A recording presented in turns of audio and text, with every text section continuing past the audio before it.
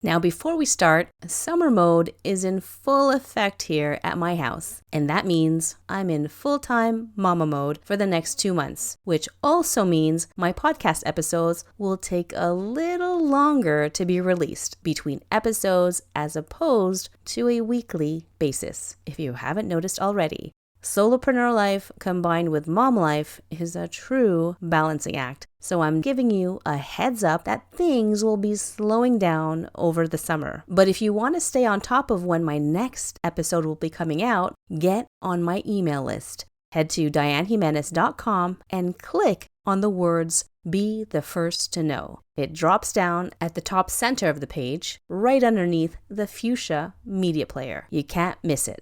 Being a subscriber to my email list means I share there some tips and tricks, stories and behind the scenes, promos, and anything special like that I may not share on social media right away, if at all, or on my podcast. So be the first to know about it. 𝙤𝙤𝙢𝙤𝙢, click on Be the First to Know. Parenthood is challenging enough as it is, and getting organized sounds easier said than done. Now, combine these two together, and it's truly a balancing act that many of us struggle with day in, day out. If you're here, it's because you want to know how to get your life and home more organized and structured where the kids are involved too, so that parent life is a little easier and you can focus on what truly matters. Hey there, I'm 𝙤𝙤𝙢𝙢𝙢𝙢, owner and founder of One Tidy Place. I created this podcast because I know parents have their hands full. I know this because I have 3 kids of my own. Each week, we'll talk about all things organizing, teaching kids life skills, and contributing to the home, being on the same page with your partner, and raising your kids together while you tidy up, go out for a walk, or just need some real talk. I'm here for you. Thank you for tuning in. Are you ready? Let's do this. Hey there, friend. Today's podcast episode is about organizing school supplies before we roll into summer mode. I know, it's super tempting to get into that mode right now. But trust me, you'll thank yourself down the road for completing this one task. For us here in Quebec, school officially ended on the 23rd of June. Wherever you are in the world, whether your kids finished school a while ago or they're at the tail end of it all, if their school bags are sitting filled with their books and supplies are still inside them, or if these things are lying around scattered all over the house, listen up. This episode is like a mini training where I'm going to help guide you step by step into organizing school supplies so that everything's ready for the next school year. But here's the thing. If you've been the one taking care of all the school supplies in the past, slowly organizing things over the summer, or nipping it at the bud at the start of summer, no, not anymore. If you know me by now, follow me on social media, and listen to a few episodes, you know I'm all about getting the kids involved when it comes to organizing our homes and lives. Are you ready? Let's go. First off, if you're wondering, why do this now? Let me paint a picture for you. Say we take the same scenario I just mentioned a minute ago, where the school books and supplies are either still in your kids' school bags and somewhere around the house, or scattered here and there in different piles. It's clutter that's not only taking up physical space, but mental real estate too, because you know it needs to be dealt with. The thing is, it just keeps getting pushed to the bottom of your ever-growing to-do list, and then it sits in your mind all summer long. And imagine it being close to another school year, and you're overwhelmed and scratching your head at all the extra supplies you need to get when you could have sworn you got new school supplies just last year. So where is everything? Or it's crunch time now, and with the summer ending, fall activities to register for and plan your schedule around, along with doctors and dentist appointments to book. Now you have to deal with organizing school supplies so that they start the year off right, with everything they need. But time, as always, is running out. I know there are so many more situations and scenarios similar to these in many households, but what do they all have in common? They all end up with leaving parents frustrated, annoyed, not wanting to deal with it, and then mentally depleted, and the school year hasn't even begun yet. How can we avoid all of those unnecessary feelings? Nip it at the bud now, today, or give yourself a week to finish this simple and easy task, and don't do it alone. I know it could go a lot faster if it's just you, and it's so tempting to take it all on and get it done and over with. I hear you. I've done this myself over the years. But now I do things differently. I take every moment I could as a teaching moment. But more importantly, though, you're here now following this podcast show because deep down, you also don't want things to always fall on you, right? I said this before and I'll keep saying it over and over again. Life stuff, household stuff, organizing it, maintaining it all, and everything in between doesn't always have to fall all on you. It's not why we're here in this world. As parents, we are their first teachers, so teach what you know how to do. Your future self and your kids will thank you for it, I promise. Now, could you imagine taking care of this task early in the summer? How much more good energy will be created from within you because you just ticked off an item off your to-do list. And even more good feelings because you're teaching and involving the kids to take care of their things. All the more reason to get started now with organizing school supplies. Okay, so you got the why down. Next is the how. Might want to grab a pen and a paper, my friend, just in case you need to take notes. All right, here we go. Step number 1 for organizing school supplies with kids is to do a general sorting. Grab 3 empty laundry baskets, and in one basket, you'll dump all the writing tools, glue, crayons, and scissors, and all that. On the second basket, you'll dump all the paper-like items. Also in there would be the binders, the folders, and workbooks. In the third basket, you'll leave empty for now. If you don't have laundry baskets because they're kind of being used at the moment, no problem. Grab anything that can contain their school supplies. Heck, if you're really stuck, just make 2 piles on the floor or table. It's okay. So have the kids start sorting through their bags or grab from their stack of school supplies they left lying around and start sorting their things in either of the 2 baskets. One for all the tools and the other for all the paper items and anything holding papers inside them. Just so you know, we're doing a general sorting here. So don't empty out the pencil cases or Ziploc bags just yet. Same for the 3 whole folders and binders. Don't take the papers out just yet. We'll handle all of that later. One step at a time, my friend, especially because we're involving the kids. As Dr. Siggy says, slow down. If you're easily overwhelmed by all the little hands getting in there, this is why we're doing this step by step. Clearly identifying the spaces we're working in and giving clear and simple instructions. You've got this.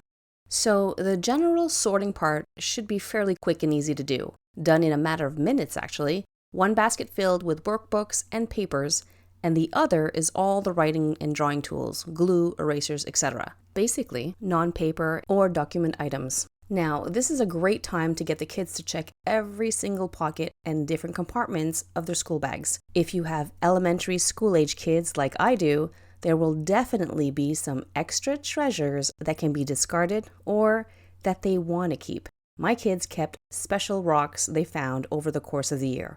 It was asphalt. Or they may have forgotten that they had a special note or card they left in their bag. You never know, there may be that birthday invite your kid forgot to give you. It's happened to us, so you're not alone, friend. Okay, moving on. Step number 2 for organizing school supplies with kids is to sift out what we don't need. Now, I'm going to stop you right here for a second because, again, you don't want to start unzipping those pencil cases and emptying out the binders yet. That's coming up real soon. Right now, we're looking for items that the kids will definitely no longer need for next year. These are the workbooks that come from the school that the kids used to do their work in and the lined notebooks or copybooks. This is a quick and easy step and a great way to get the kids looking for specific details. They love this, especially if you have an example of one copybook and they have to look for something similar in the pile. It's like a big search and find. Who could be the first to find all the workbooks? Or who can remove all of their own workbooks and copybooks from the pile? It's exciting and kids love games, so make it fun.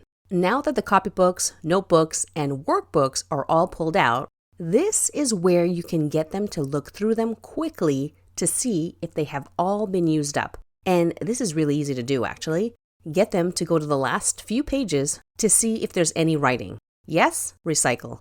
No, give it to you to inspect, or give it to the older sibling to give them that extra task. Now, any notebooks or copybooks that are not fully used, say less than half, keep those aside or put them back in the paper binder basket. I'll explain why in a bit. So now that you have the completed workbooks and used notebooks pulled out, they can be put straight into the recycling bin or garbage bin. And just a side note here, when it comes to recycling, there are different rules out there depending on what your city or province will accept as recyclable material. Please check your city's rules and guidelines when it comes to this so that you're placing the appropriate items where they belong. All right, so back to your 2 baskets. We move on to step number 3 of organizing school supplies with kids is to pick one category. So continuing on the simple and easy path, start with the basket that's easiest and the quickest for you to do. For me, I'd start with the papers, binders, and folders basket because it's just 2 or 3 categories to work with, and they're pretty similar in shape. Whereas starting with the other school supplies, it can get overwhelming and out of hand quickly because of all the subcategories it has. That's why I mentioned earlier not to empty out the pencil cases or undoing anything. We want to work with as little overwhelm as possible. And especially because you have helpers or ones that tend to take off midway, keeping it simple and doing one thing at a time is key for success. Speaking of taking off and having to stop mid-project, this is why I suggest putting everything in separate baskets or bins, because if you have to stop midway or between steps, taking the baskets and pushing them out of the way is a lot easier to handle than having school supplies all over the place. Imagine having to reorganize all that after a break and things getting accidentally shifted around. No way. Simple, clean, one step at a time. I've got you covered, my friend. Full disclosure, I got my kids to just empty their bags and sort their things between 2 baskets just the other day. My older kids did get the added instructions to recycle the workbooks they got from school right from the get-go. So now we have 2 baskets to sort through, but currently stacked one on top of the other for us to tackle again later on. Life just started happening up again, and well, it happens. But at least I don't have a pile of school supplies all over the place like I had in the past when it was just me taking care of it all. So when you're all ready to tackle this next step, focus on the one basket until it's all empty. Okay, moving on. Remember how we did a general sort earlier? Now it's time to go to step number 4 of organizing school supplies with kids is to do a specific sorting. All right, it's finally time to separate this basket into 2 or 3 piles or subcategories. Your first subcategory will have all the papers in one pile. The second will have all the binders and folders in the other. Now remember the half-used notebooks and copybooks we put aside earlier? These would be a third subcategory. Now, every school requires different supplies, and there may be other items that fall in the paper subcategory, like dividers and sketchbooks and plastic sleeves. Make separate piles for those too. We'll be making a decision on every piece or item under each of these piles, and it can get overwhelming. That's why it's really important to make these piles or subcategories distinct from one another. It'll help make this next step run quickly and smoothly. If you have to label each pile with Post-its or brightly colored paper to help, then go for it. This is what organizing with me is like. whether it's one-on-one or through my courses. Having a plan, a structure, and framework to get from overwhelmed with all the clutter and disorganization to being in control and on top of your things so that when anyone needs them, they know where everything is and where it belongs when they're done using it. As you can see, I also have you in mind, so getting the kids involved in some or all of the steps of this organization process, like we're doing here, will benefit them down the road. What you need to keep in mind is the big picture and having a lot of patience for them and yourself too. All right, let's keep moving to the next and final step.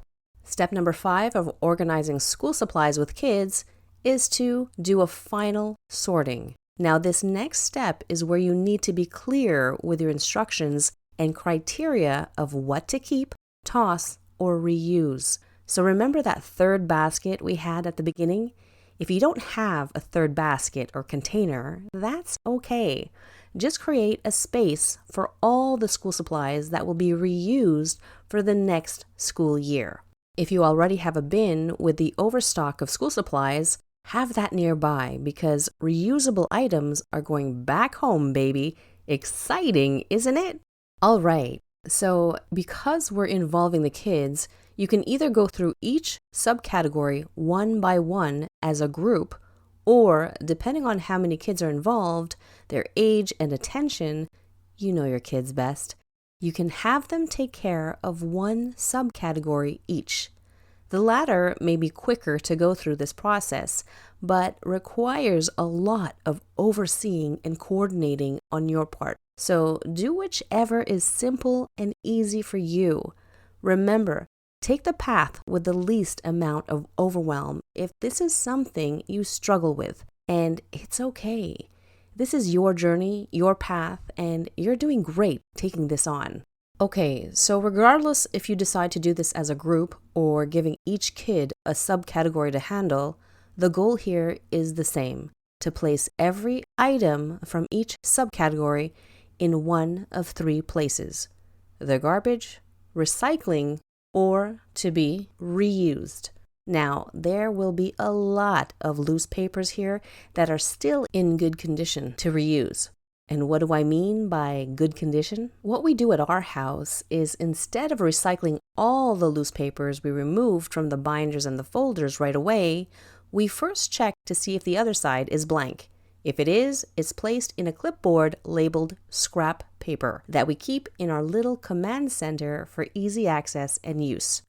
My kids are doodlers, and I also tend to make notes, lists, brain dump ideas, and thoughts throughout the day. So having scrap paper neatly organized and readily available works very well for our needs instead of using printer paper all the time. It can get expensive if they keep grabbing the good paper for their scribbles, you know? When it comes to the binders and folders, you give the criteria of what is a keep and what is a toss. I sometimes kick this up a notch and have the kids observe the items themselves, and I ask them, what do you think? Keep or toss? This gives me intel on how they decide on things.